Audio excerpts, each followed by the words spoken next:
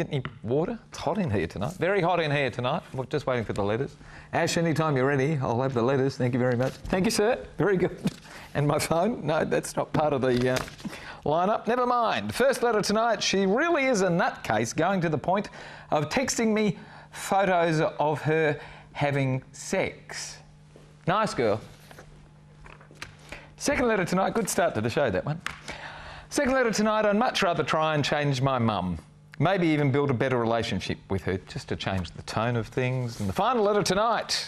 I might not be the ever-ready battery rabbit, but my girlfriend isn't Miss Universe either. Nasty bloke. We'll see what the panel have got to say. We've got 3 women and 1 man from Crazy Sexy Cool. We'll see what they've got to say. Don't go away, 20 seconds, Sweet and Sour. See you soon. Bye. Got a problem, big or small, would a miracle be nice? Our motley crew is back, churning out advice. You might even laugh a bit in the following half hour. Park your backside on the couch, 'cause baby it's time for Sweet and Sour. Right here on Sweet and Sour.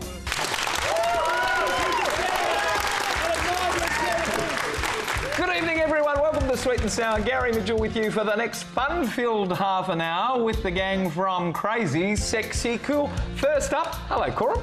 Hello. How are you, mate? I'm great, thank you. How are you? I'm great. You look terrific. And I've got one question for you. Are they going to let you wear that on the trip to Mars? I hope so. I'd like to be designer all the way. I think product placement will help. Now, tell our audience at home that you've actually applied to join the Mars mission for what year is it? 2024 is the landing date. 2024. So, and you so far have been successful up until this point in time.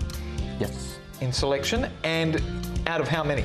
Originally over 200,000 applicants, and presently in the second round of candidates, which is now under 1,000 applicants worldwide. Wow, good luck. You've got to keep coming back here and keeping us updated. Okay? And you told me there was another West Australian. There is another West Australian as well, yes. And he's how old? He's 27 at the moment, yeah. All right, we've got to get him on the show as well. We'll do an exclusive Mars cross, I feel like saying, but when you get there, we'll do a Mars cross if we can do that. Sweet and Sour coming to you from Mars. How fantastic is that? Tanya, do you ever want to go to Mars? With Korum, maybe. Oh, well, there you go. You can get over that problem that we were talking about earlier. That'll be enough for me. That's fine. No, I think it's a bit too hot there. Tonight in the studio. It's very hot now. It's actually quite cold. Is it cooler? It's a common misconception, the red people associate with warmth, but yeah, it gets to around about minus 200 degrees Celsius. Minus 200? Yeah, it's a little... I can think of ways to keep warm. Tanya, you won something very recently because I saw it on Facebook. What was that? Yeah, so I won my category for the IFBB competition. What does IFBB stand for the people at home? International Federation of Bodybuilding. Fantastic. And I saw the pics and I saw the lineup of other women as well. You looked sensational. Congratulations. Thank you, Mitch. Fantastic. I got so excited to have you back on the show tonight as well. Well, I don't look like that anymore. I mean, it was a month ago. You look close. You look close. You were wearing a lot less at the time, I must say. Yes, I was. Yeah.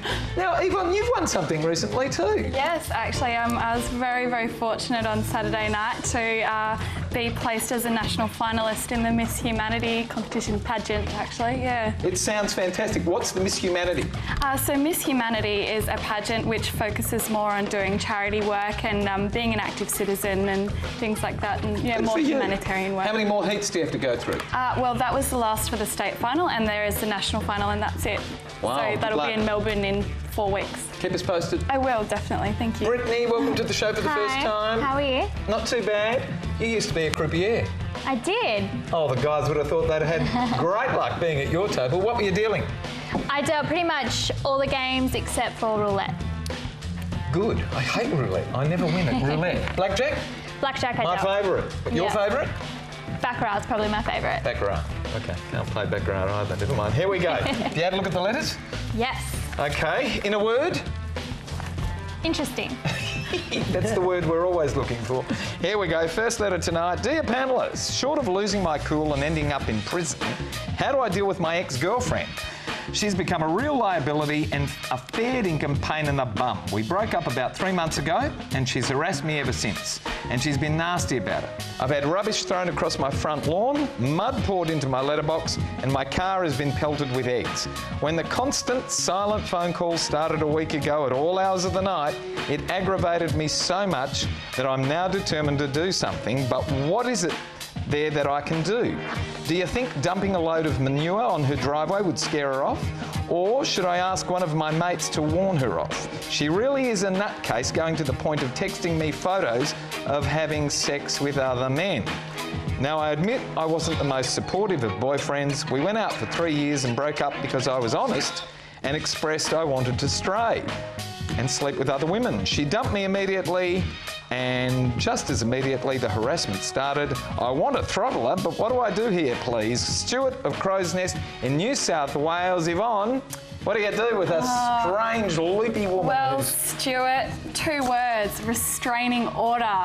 Yes. But if you don't want to go to that extreme, I wouldn't try and fight fire with fire. I think that that is pretty immature and pretty petty. So what I would do in that situation, I've personally been in a very similar situation. Have you? Yeah, very similar.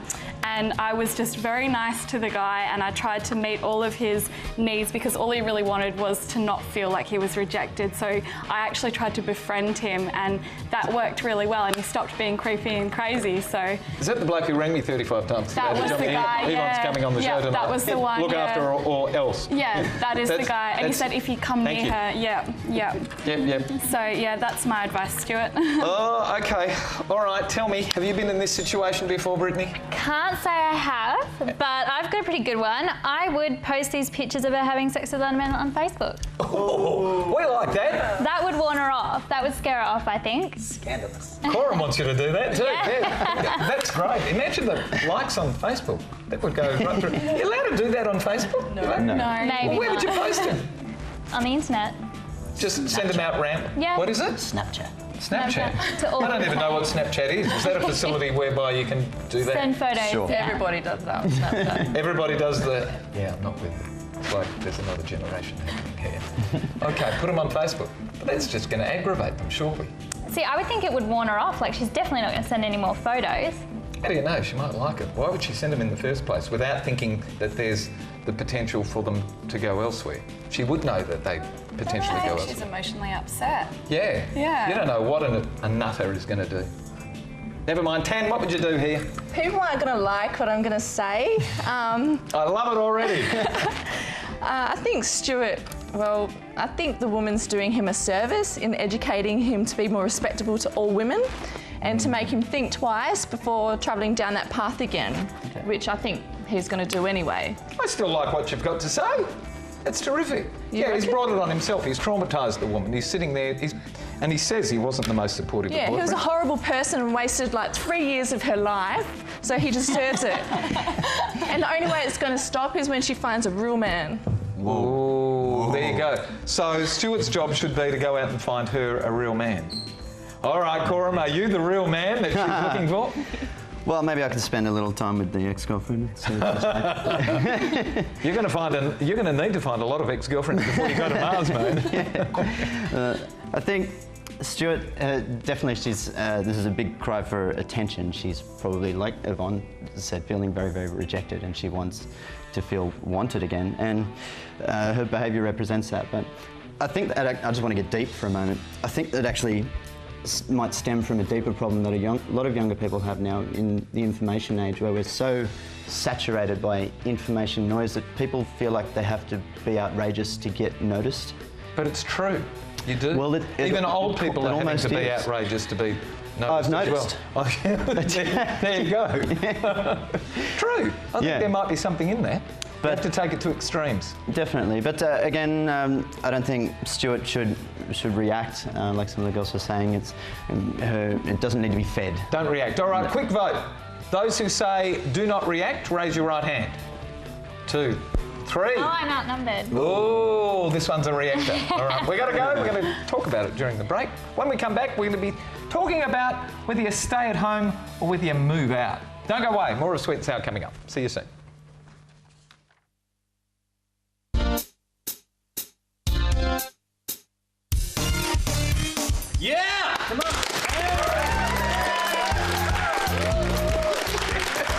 a rowdy mob in the audience tonight.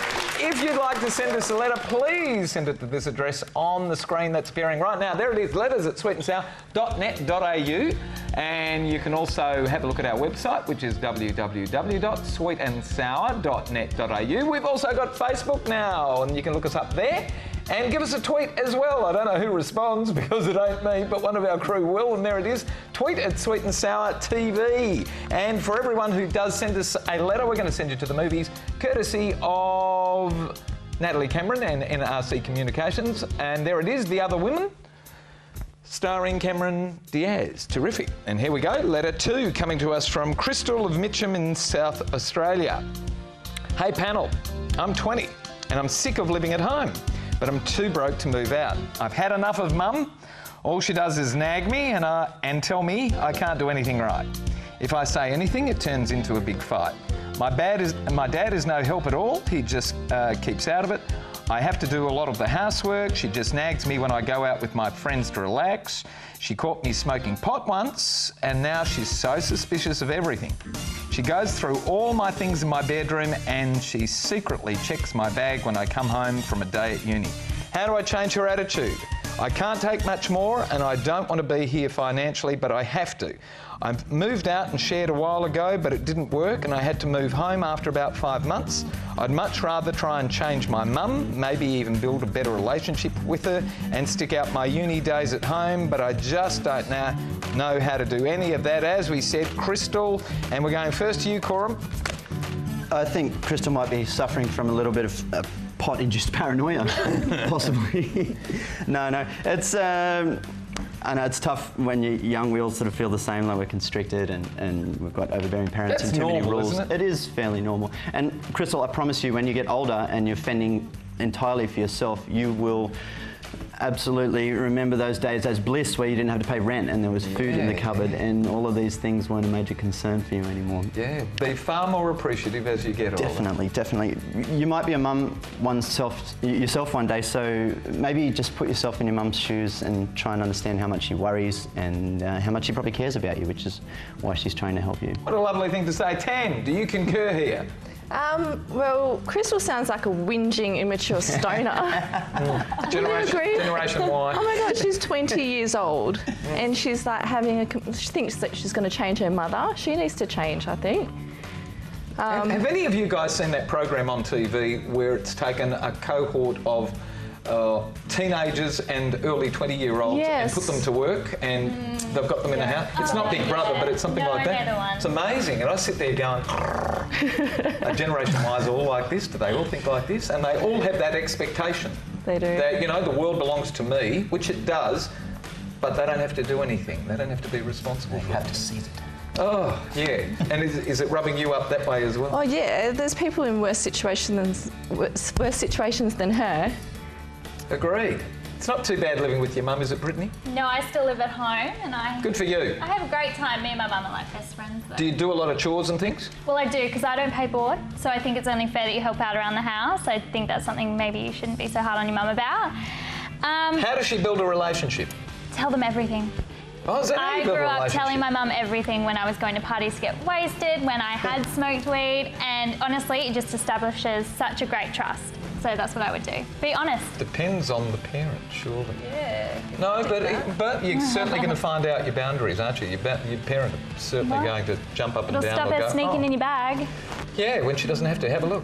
Yeah. She can share. That's probably just all she wants. Yeah. All right. Maybe. She probably wants to be involved. Yeah. Yvonne, have you been in this situation as well? I actually have, yeah. You're resident expert on everything, ladies and gentlemen. I live with my mum and dad still, and I definitely had a very similar situation where mum and I weren't getting along so well, and exactly what Brittany said, I started opening up to her, telling her everything, and we have a fantastic relationship now. So you built it from that point? Yeah. Similar point to where Crystal was? Well, maybe not quite that bad. I don't But it smoke never weed really or anything is. like that. No. My experience is, you know, you always think it's 10 times worse than it really is. It really is, yeah. And I just made sure that I did little things for mum, like, you know, made her dinner, so there was dinner for her when she got home, and just made sure I did my share of the housework, because it is only fair if you're not paying rent, and we do have a really great relationship now. How do you actually get a Generation Y to take more responsibility and get their ass into gear and do some work around the house. Any suggestions? Give them a pet to look after. Will that work, or will the pet starve? That worked for me. When I started horse riding, I learnt to take responsibility, definitely. It's a big pet. It is a big pet, it's a huge pet. I have a mate who's in his 40s, and he tells a story where he got a tiny little budgie, and the next time he went to check on it, after it was a skeleton with ants running through it. No. So it doesn't always work. No, but he does have enormous remorse about it.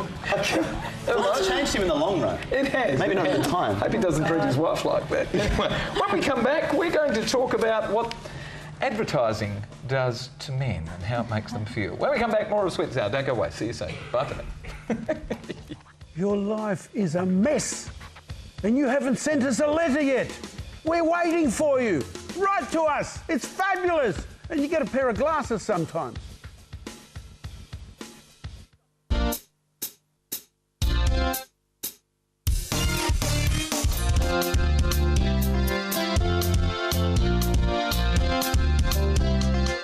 It's amazing.